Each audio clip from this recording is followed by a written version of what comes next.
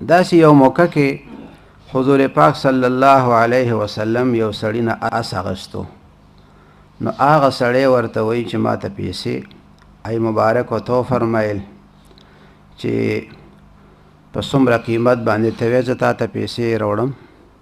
هغه مبارک چې روان شو، دې سړي سره هغه اس پاتې دی، د اس دا مالک چې دی. پیغمبر علیه السلام ورته فرمایي زما ستا سودا وشوه، زه ځم او پیسې راوړم، د اس به درنه اخلم.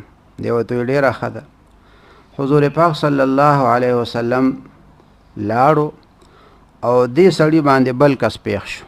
هغه ورته وایي دا څه دپاره دلته ولاړې؟ وی یاره دا مې د مسلمانانو په پیغمبر باندې مې دا اس خرڅ کو، خو هغوی وی چې پیسې درته راوړم نو بیا به یې راته راکړي. او لاړ هغوی. دا سړی ورته وایي چې ګواهان شته دی؟ نو د اس مالک ورته وایي چې نه ګواهان خو نشته دی. وی ښه ده بس انکار وکړه، زه به درله د هغې نه زیاتې پیسې درکم او په ما باندې خرڅ کړه. دا سړی ورته وایي چې ما خو جبه کړې ده. دی ورته بیا وایي چې نه ګواهان نشته، بس منکر شه، څوک یې په تا باندې شته کولی شي. که هغه وایي چې ما درنه اخیستې ته ورته ما نه دی خرڅ کړی. سړی هم داسې ناشنا سړی و، نو په لالچ کې رالو.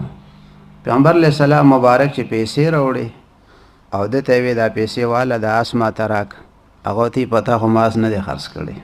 انکار یې وکړو. پیغمبر علیه السلام ورته فرمایي چې تا نه خو ما اس په دومره قیمت باندې اخیستی دی، خو پیسې را سره نه وي، نو ما دله دا دې پیسې راوړې. سړی ورته وایي نه زما او ستا سودا نه ده شوې. انکاري شو. بیا ورته هغه سړی وایي که دا معامله د یو دوو کسو منځ کې راشي نو ستا شریعت د هغې څه فیصله کوي؟ پیغمبر علیه السلام مبارک ورته فرمایي چې شریعت د هغې نه ګواهان غواړي. وایي ښځه نو ته ګواه پیش کړه چې دا سودا زما او ستا شوې ده. پیغمبر علیه السلام مبارک ورته فرمایي چې هغه وخت کې څوک نه و چې ګواهان پیش کړي وي او سودا زما او ستا شوې وه. نور کسان هم راجمع شو.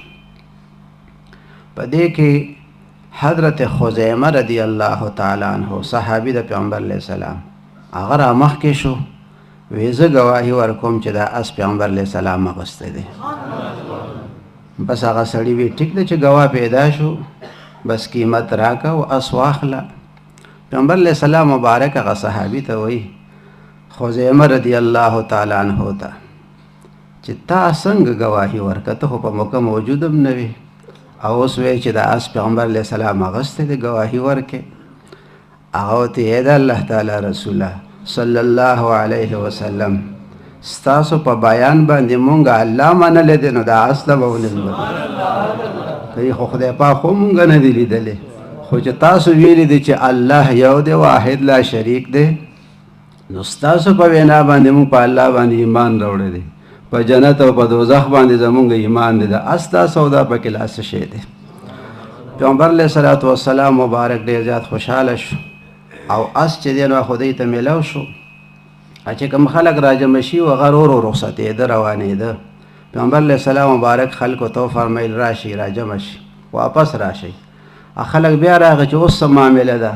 پیغمبر علیه السلام مبارک د حضرت خزیمه رضی الله تعالی عنه هغه لاس یې داسې ونیو او خلکو ته ښکاره کو، ویې خلکو قانون دا دی په شریعت کې چې د یو معاملې دپاره دوه ګواهان پکاري، خو د خزیمه ګواهي د یو په ځای د دوو کسانو په ځای موږ ته قبوله ده.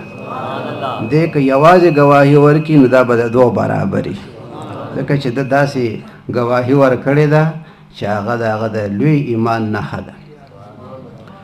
نو حضرت خزیمه رضی الله تعالی عنه د هغې ټولو دا ایمانو چې نبی کریم صلی الله علیه وسلم رښتونی دی، مخبر صادق دی، ځکه د هغه چهره مبارکه د هغې نه به دا پته خلکو ته لګېده چې دا رښتونی دی.